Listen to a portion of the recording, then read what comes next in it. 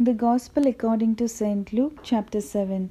After he had finished all his sayings in the hearing of the people, he entered Capernaum. Now a centurion had a servant who was sick and at the point of death, who was highly valued by him. When the centurion heard about Jesus, he sent to him elders of the Jews, asking him to come and heal his servant. And when they came to Jesus, they pleaded with him earnestly, saying, He is worthy to have you do this for him, for he loves our nation, and he is one who builds us our synagogue. And Jesus went with them.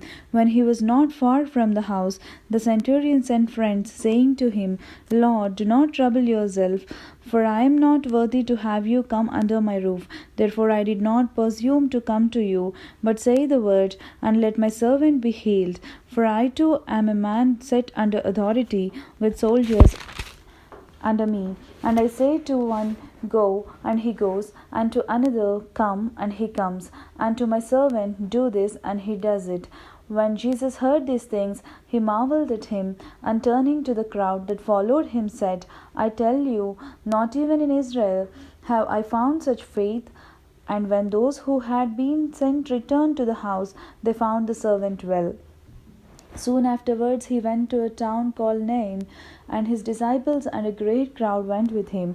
As he drew near to the gate of the town, behold, a man who had died was carried out, the only son of his mother, and she was a widow, and a considerable crowd from the town was with her.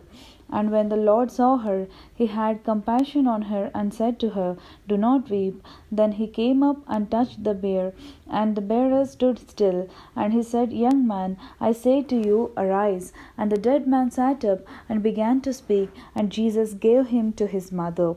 Fear seized them all, and they glorified God, saying, A great prophet has arisen among us, and God has visited his people. And this report about him spread through the whole country of Judea and all the surrounding country.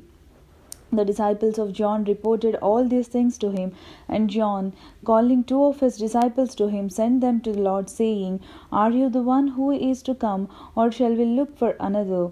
And when the men had come to him, they said, John the Baptist has sent us to you, saying, Are you the one who is to come, or shall we look for another?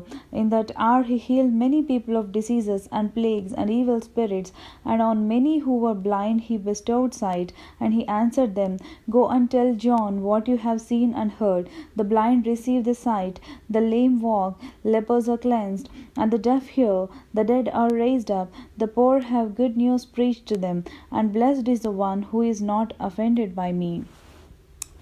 When John's messengers had gone, Jesus began to speak to the crowd concerning John. What did you go out into the wilderness to see?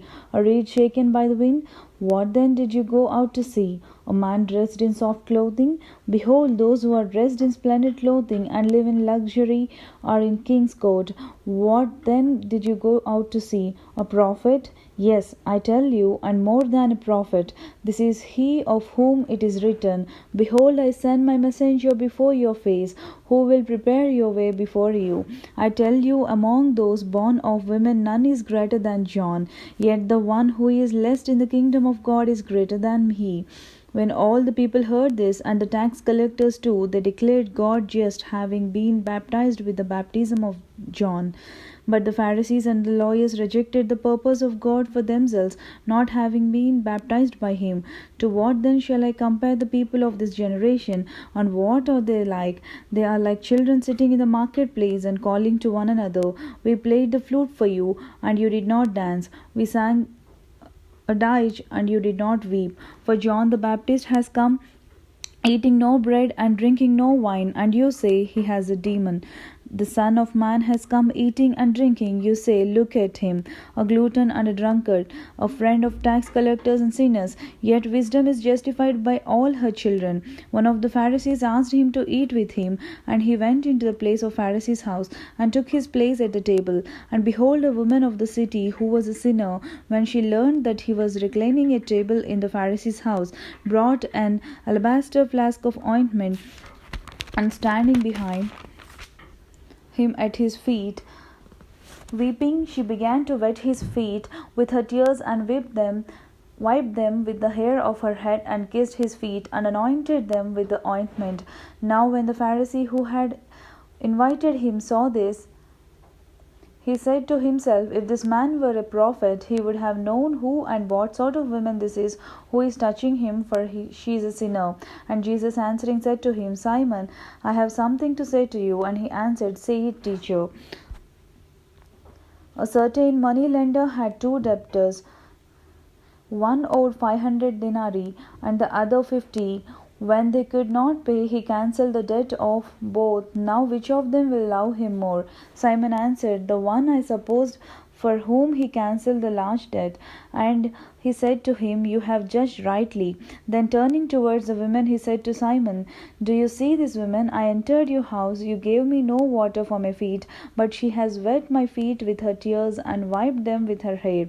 You gave me no kiss, but from the time I came in, she has not ceased to kiss my feet.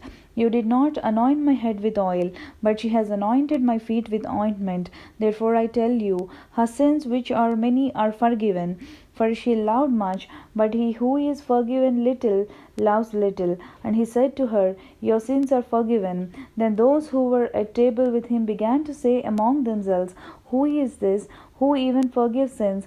And he said to the women, Your faith has saved you. Go in peace.